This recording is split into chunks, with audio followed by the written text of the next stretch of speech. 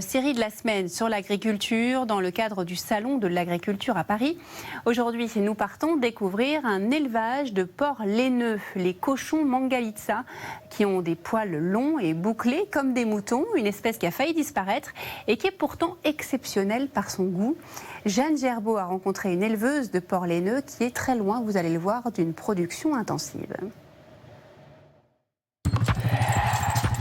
C'est parti, on va nourrir les bêtes.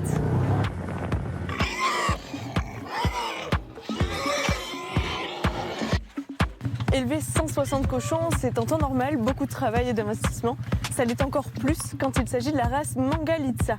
Ce n'est pas pour leur laine qu'Astrid a décidé d'élever cette race d'exception, mais bien pour leur viande. Mangalitsa, ça veut dire cochon avec beaucoup de lard, hongrois. C'est un cochon qui est fait pour vivre dehors et le gras, ça le protège du froid en fait. Là, je leur donne des céréales sous forme de petites granules. Alors mes titounes, allez, les légumes. L'alimentation de ces cochons est très variée. Une grande partie provient des invendus de producteurs locaux. Là, c'est la première fois qu'ils goûtent de la poudre d'amande. Toutes les denrées que je récupère, ça me prend beaucoup de temps par semaine pour aller les récupérer, mais par contre, ça diversifie l'alimentation de mes cochons et ça fait ça de moins à la poubelle.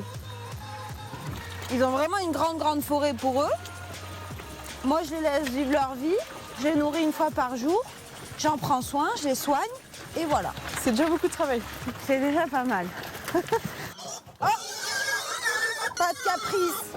Ces bêtes se vendent à prix d'or, comptez environ 70 € le kilo pour du jambon Mangalitsa, contre environ 13 € le kilo pour du jambon de base. Les races de cochons roses sont faites pour grandir en 5-6 mois, là où moi je mets 2 ans. Le point négatif, entre guillemets, c'est que c'est un cochon du coup qui grandit très lentement. Mais moi ça me gêne pas, parce que la qualité elle est là. Maïlé, comment tu demandes? Chouchou. Ah, presque. Donc ça c'est une truie que j'ai décidé de garder à la retraite avec moi. Pourquoi Maïlé? I came in like a wrecking ball. Ça te dit rien, Miley Cyrus? Alors je vous présente Garou, c'est le cochon de compagnie. Il est super gentil, on dirait que son poil est doux mais en fait c'est assez rêche. Et il réclame des caresses.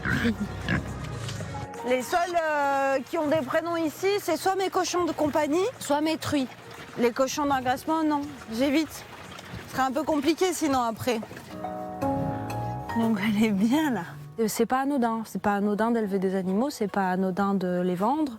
Et il faut jamais, je pense, trop s'habituer à ça, quoi. Je suis à peu près sur un rythme de vente entre 8 et 10 cochons par mois. En 1990, il restait moins de 200 spécimens dans le monde. Avec des éleveurs comme Astrid Bartomeuf, cette race n'est pas prête de s'éteindre. Et ce n'est pas Maïlé qui va nous dire le contraire. Ma belle.